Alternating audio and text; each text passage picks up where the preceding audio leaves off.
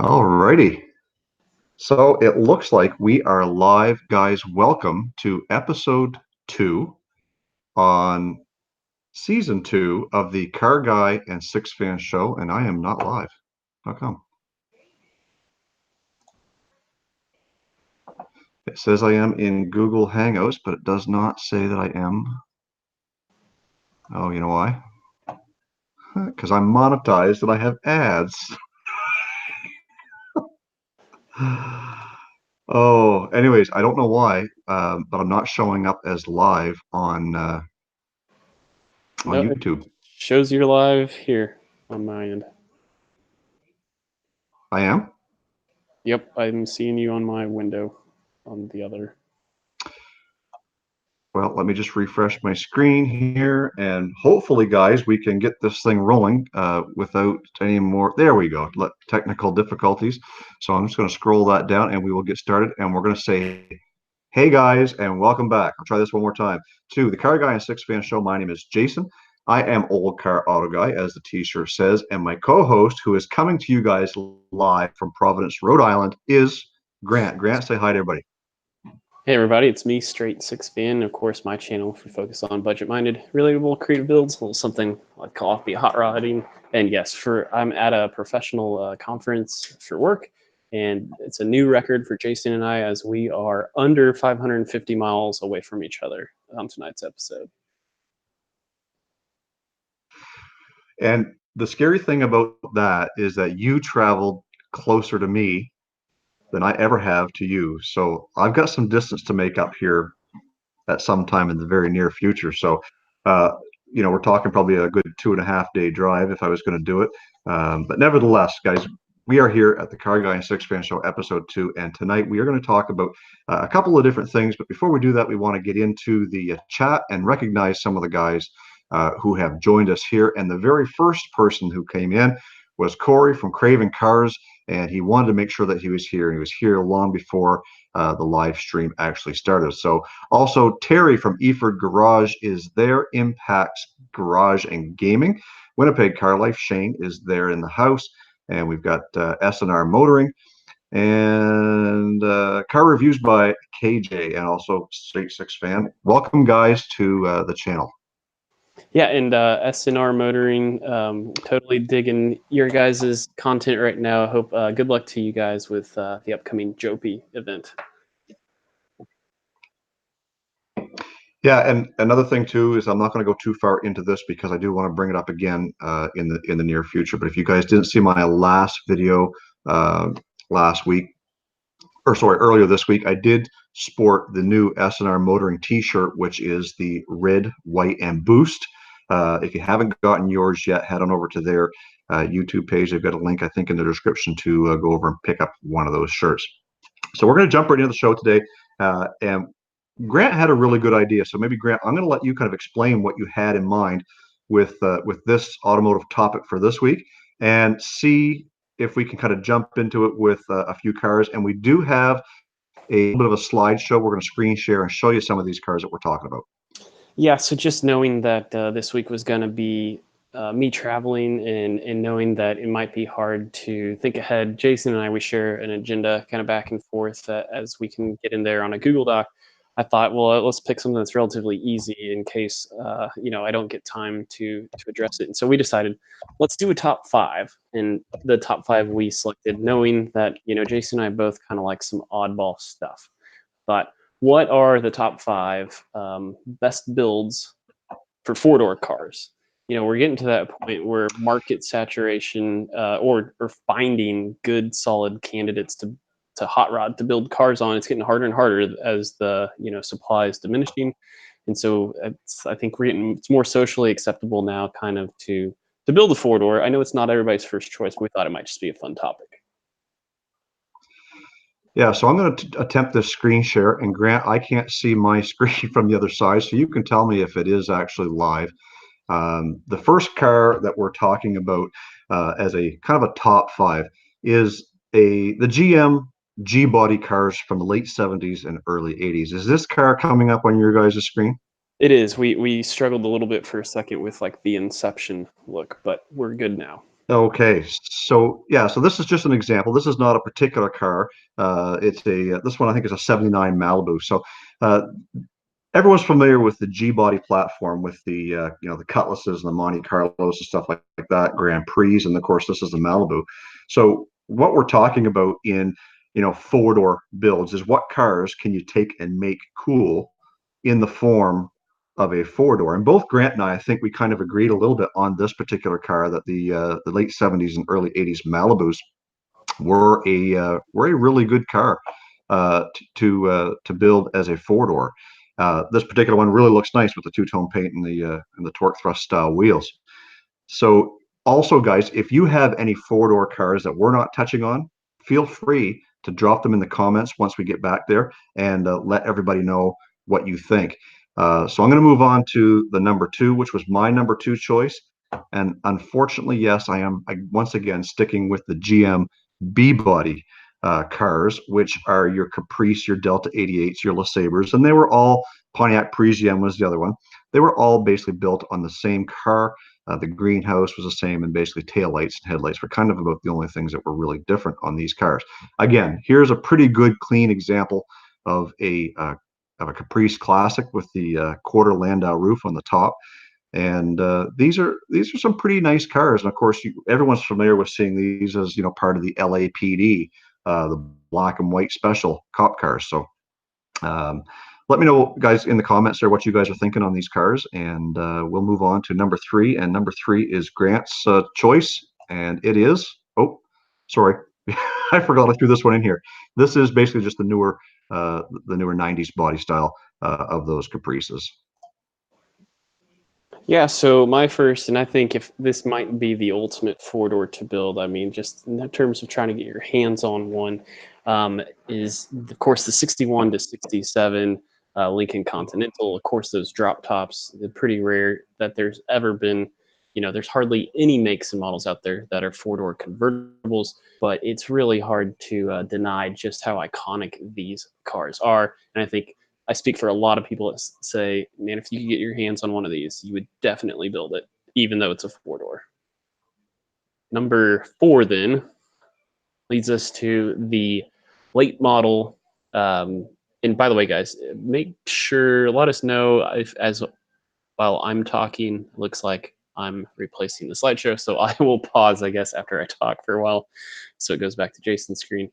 Or maybe he has to talk for it to go. But anyway, the late model Dodge Charger is my fourth pick, and that's anything from I don't even remember when they started, '06 or '07, but with the reintroduction of the Hemi, of course now the Scat Pack. I mean, just it's no doubt about it a perfect. It's a modern day muscle car, and it's got four doors. Yeah, and so the picture that should be up on the screen now, once I start talking, I guess, is the first gen of the Dodge Charger, which basically looks like an exploded view of a Dodge Avenger. These were obviously rear-wheel drive. They came in all-wheel drive configurations. With the first gen came with the 3.5 liter V6 in a high output, as well as the 5.7 liter Hemi.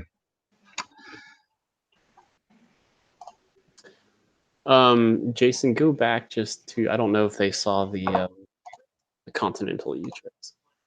Okay, so yeah, again, I didn't realize whether or not that these pictures would share if I wasn't talking. Obviously, it switches back to Grant when he's talking. So this is the '60s style Continental that we are referring to, and everyone's familiar with them. And sometimes people don't understand by model years, maybe until they actually see a picture. So this particular one, I believe, is a '65. And so then finally, and this is maybe a little premature, Jason and I realized we hadn't quite done a top five. We had actually put four in, and we were going to do two honorable mentions. But the final one for me was actually the 61 to 63 Chevy Bel Air and all of its all of its sister cars, Caprice and Biscayne, all those. But even I would go a little step further and say that even Ford's Galaxy of that same era had kind of similar size and shape. But I think even though I am a Ford guy, if I had to settle on one, I would land on a 61 to 63. I'd probably go with the Bel Air. And as we jump into kind of the last one, or I guess we're going to call it one or 5 and 6 or 6 and 7, what do you want to say, is on your screen right now should be a 4-door Fox body car, which is I believe a 78 Fairmont, 79 Fairmont, somewhere around there. And again, these cars in stock form looked like shite. They weren't much of a car for style, but man, what a sleeper. And of course, Grant, as you guys know, is building a 2-door version of this car. And so he's got kind of the ultimate of the Ford Fox body that's not a Mustang. And you can kind of see another one there in the background in that pastel blue color. These are just kind of honorable mentions. And of course, I had to choose my own grandma car, which is the Ford Panther series in the Crown Vic, the town car, and of course mine as the Mercury Grand Marquis. So I'm going to stop sharing here now so we can get back to our regular screen, and hopefully that goes away. And take a look, Grant. You've been looking at the comments probably more than I have because I couldn't see them. And is there any questions in there that anybody had before we move on?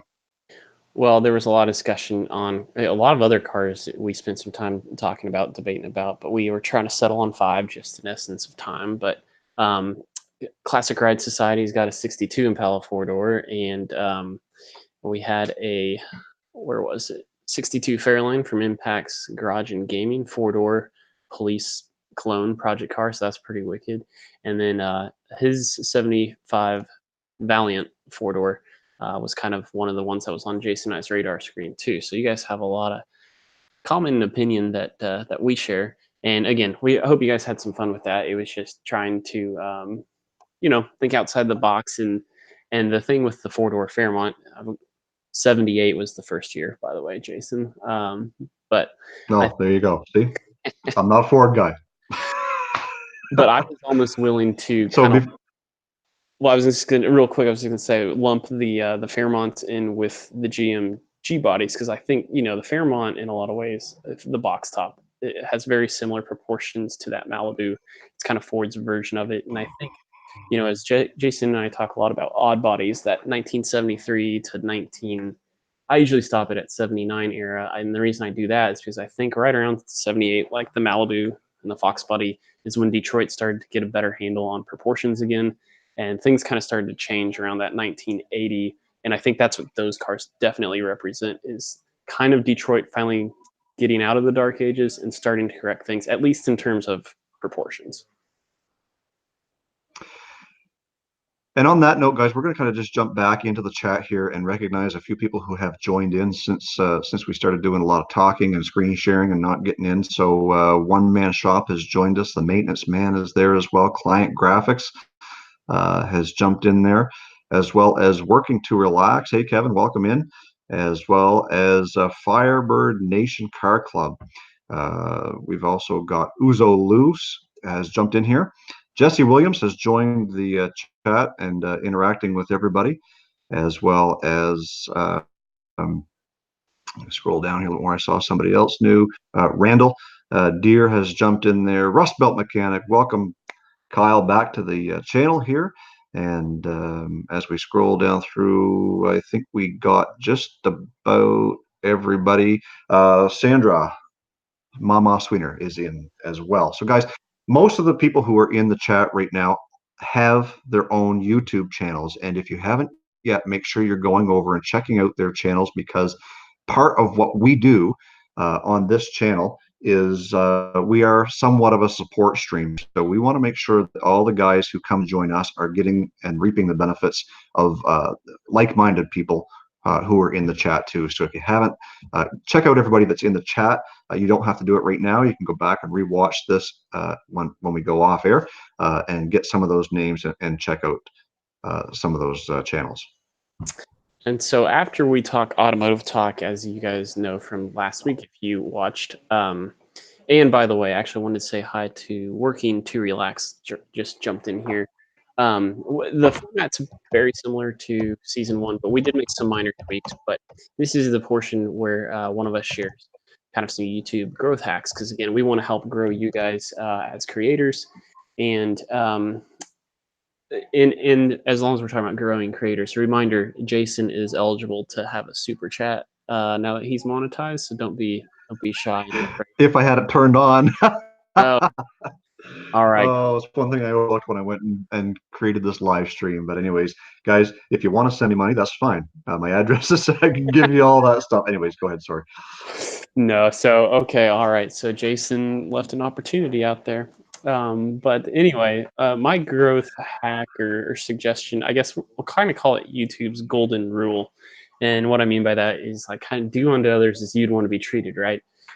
So just as you guys know as creators, it's nice to have like your favorite follower, someone who's always commenting on your stuff. It's someone that you can kind of you're not surprised in the first 3 or 4 comments that they're commenting and interact with you. So, but what I want to suggest is make sure that you are that to somebody else and try to find somebody who's at least, I would say, at least 3 times your size. And, don't force it by any means, but go find someone whose content you genuinely really enjoy, because you never know what kind of like benefits might come back your way. If they start noticing you just like you're noticing your followers. And so I just think, that's what this part of, Jason and I's best growth has been when we have been doing this thing. It's collaborating. It's finding someone who aligns with your vision and your values on YouTube. So go find that person and try. You never know. Someone who's 3 times your size, the growth benefits that might come from that. You just never know. Yeah, and 3 times your size is certainly relevant. Like a channel like mine, I'm getting pretty close to 1,500 subscribers. So 3 times my size is going to be someone right around 5,000 subs. You take someone like Rust Belt, who I think last time I looked was somewhere in the 16 or 17,000. I can't remember. It's proportional to that too. So even somebody who's got a bigger channel like Rust Belt, can go out and look for guys and follow guys who are, in the 30 to 40,000 subscriber range and interact with those guys. And that's what we do here, because, we want to see each other succeed in YouTube. We know how tough of a game it is. We don't do it because we want to make money and get rich. We want to do it because we want to show the world basically what it is that we're doing. So yeah, it's all about collaboration, and sometimes it doesn't have to be just another small channel. I drove, as you guys all know, I drove about 8 hours, 8.5 hours out of my way to Montreal to go see Nick's Garage, and he's knocking on 100,000 subs. Give me a shout out a couple times, and that really boosted my channel. Well, and I see in the comments some people are kind of, being critical of themselves, saying, well, 3 times as much isn't saying much for where I'm at. Well, so on one hand, it's just an arbitrary number. I mean, honestly, think to yourself what's the right fit for you. But the reason I picked 3 times is because I think no matter what, YouTube's like exponential growth. And so it's like, I always think I can grow double whatever milestone I just hit, I can double that in half the time as I originally did, is what I always think. And so like when you go 3 times, you're really not that far out from those people. Definitely can relate to where you're at. And so it's never really that far out of reach. It's like, Corey, I think you're in the 400s. I mean, I'm like right at 1,200 subscribers. I remember what it was like to be at 400 because it wasn't all that long ago. So that's kind of why I say 3. Yeah, and even though you may be a small channel, I'm going to just go touch on this one. We'll move on. Even though you might reach a small channel today, that's today, right? You never know what's going to happen when you reach out to that guy. If you got, say, 100 subscribers or 200 subscribers, you never know what happens when you hang out with guys like us. And in the chat, there's other people who are in there willing to check your channel out and give you support as well. So that's today. Tomorrow might be a different story. Next week might be a different story again. So never give up, never get discouraged. I know once in a while, yeah, you kind of get your head stuck in the sand, but you just got to press on and understand and realize just exactly why you started doing it to begin with. So And before Jason goes on to the next topic here in a second, did want to remind everybody we do kind of go a little bit longer than we did in season one, so we're only 20 minutes in, so there's still plenty of time if you guys want to help grow this thing, help invite more people. Go ahead and blast out on social media the link to the live stream. Ask your friends to join. Let's figure out more people who Jason and I don't even know. So let's try to grow this thing, and of course, we do appreciate it if you hit the thumbs up in the meantime too. If you haven't, we kind of like that as well. But welcome Sam's Garage as well to the live stream. Yeah, so just again, we're going to kind of jump back here for a second, and S&R Motoring just made it known that they've added the red, white, and boost shirt back to their website. So apparently they took it down for a little bit, but it is back. So if you haven't got yours yet, do it. What are you waiting for? So we are going to move on to the kind of the next topic of discussion. The marbles out of my mouth, and it's basically the highlight of the week, and this is where we basically we do highlight a channel. And I said earlier in this live stream that I didn't want to take too much away from what we were talking about then, but to come back now and say my channel that I want to really highlight is S&R Motoring. And Grant even said it too, because Scott and Randall they're there. They got a couple of cars that they're building, and it's a real interesting channel. They've got some humor. They have a lot of fun. I'm not sure which one of them yet is the one that dresses up like a Sasquatch, but nevertheless, these are small channels. This is things that are going to get these guys noticed, and we want to make sure that we play our part, because if it wasn't for them being here tonight, we certainly wouldn't be where we are. So reach out to them and let's help get those guys up there over that 1,000 subscriber mark and beyond, because they are certainly deserving.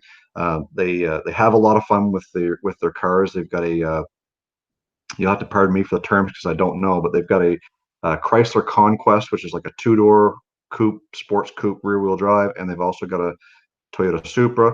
And again, I don't know who's got what car, but regardless, fun guys to watch, and it's very interesting to see them come through everything. So it looks like we did. Ms. Formula 71 is reaching out on behalf of her husband, or I assume anyway. Chris with Firebird Nation Car Club. He is a trucker, so he's on the road in the middle of Montana. So he's in some sketchy service. So that's too bad to have heard that. But looks like a Budget Panther fan has joined the chat as well. So it's always good having the Panther platform representation, as long as Project Grandma is still alive and kicking. Woo! It should be for a little while anyway. So yeah, and I guess kind of having said that, it jumps right into channel updates. So I've been doing a lot of talking. Grant, why don't you jump in and give us a little update on what's going on Straight SixFan? Yeah, so the update's going to be pretty brief this week, because with going on this conference, I left Wednesday morning, so I really haven't had a chance to like order parts or stay in front of mentally even where I want to be on Sunday. If you guys saw my last video, of course, I kind of ran into just basically my limited experience, just kind of being afraid.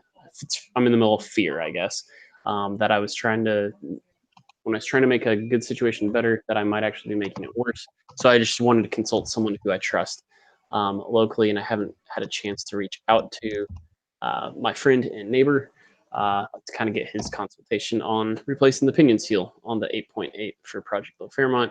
That's kind of where I'm at. So, and to follow up on my little rant, which I probably shouldn't have put in my last video, which made it super long. Haven't heard back from the salvage yard at all this week, because I haven't called. So of course they wouldn't call me, even though they kept asking for my phone number. Oh, I'll write it down this time. So anyway, I put my wheels up for sale on Facebook Marketplace to see if I can gain any traction there. And I mean, I'm not super worried about how that unfolds. We'll get on the other side of that at some point. Well, and that's part of the struggles of dealing with a real life stuff and work and family and all that, as well as, you know, your projects, which generally would tend to come second or third in life and different things that you're dealing with. And then uh, add on top of that the whole concept of YouTube and trying to record all of it while you're doing it. So there's always tends to be things that do get in the way. Part of my channel updates isn't necessarily going to be an update on anything specific on what to expect on Old Car Auto Guy, other than the fact that as of August 1st, I am going to be cutting back to just 2 uploads a week. I'm not sure which days just yet that I'm going to be doing that. But the Tuesday upload is the easiest one to prepare for, because I have basically from Friday all the way to Tuesday to put something together.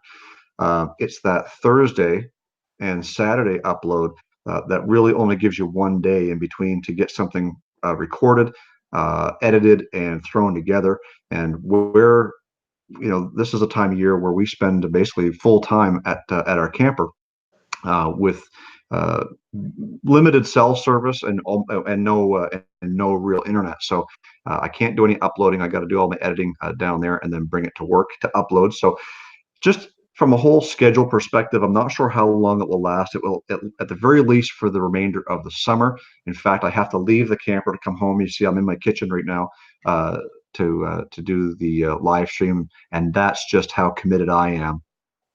I don't travel clear across the country to Providence, Rhode Island. No, I'm kidding.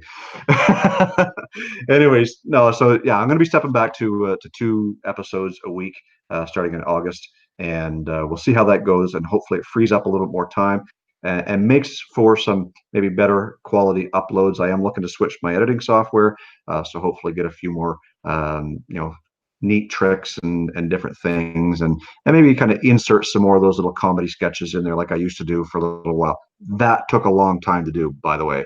That's why I don't do much of it anymore. So that is what we have for this little segment on our channel updates. And I'm going to open up the chat to anybody who may have some questions for us regarding some of the projects that we're doing, some of the upcoming things, or some things that you'd like to see, not just on our own channels, but in the live stream.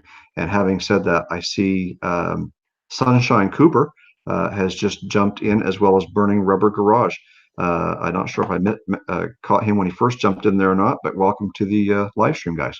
We also have Jesse Williams, who was right on schedule and already asked a question before Jason opened it up for questions, in which he asks, where do you guys find better deals, on Craigslist, or I assume he means Facebook Marketplace? And I'll get to that in a second, but I did want to address, Jason, you're switching back to 2 uploads. If you may, whether you want my suggestion or not, you're going to get it. So, but just look at the analytics and see if historically one of the 2 days has better view counts, I guess is what I would just suggest, and help that inform that decision. But Yeah, and I've done that, and definitely the Saturday scheduled upload at 7 a.m. my time is a really good. It always has been my best upload day. So I certainly am going to be keeping that Saturday 7 a.m. upload.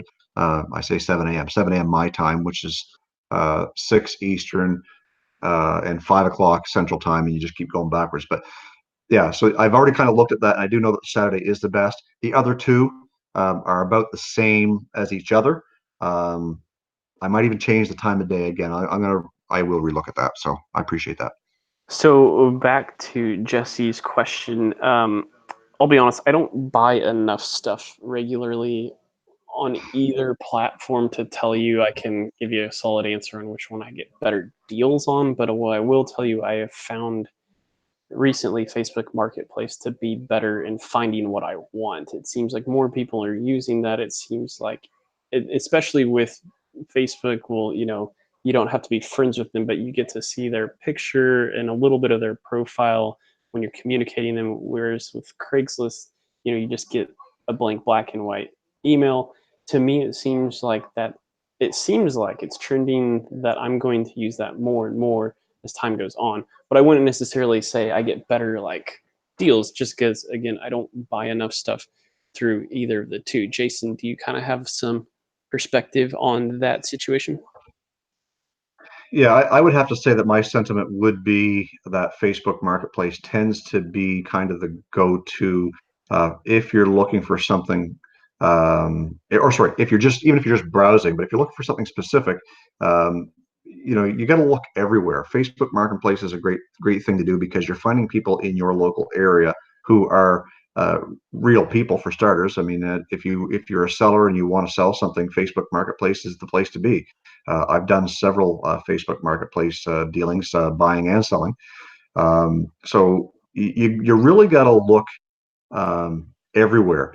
So if you're looking for something specific, check out the Amazons, check out the eBays, check out the your local. In Canada, we have what's called Kijiji, which is basically Craigslist, same idea, where you can kind of search every state, every province, and break it down by community.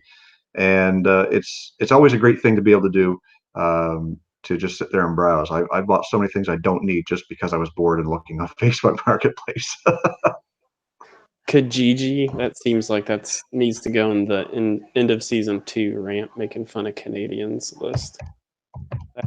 Come That ever, on, we've got some Canadians here. Come on, Shane, speak up, help yeah, me out. Kijiji, yeah. I don't think you're they making. even advertise on TV.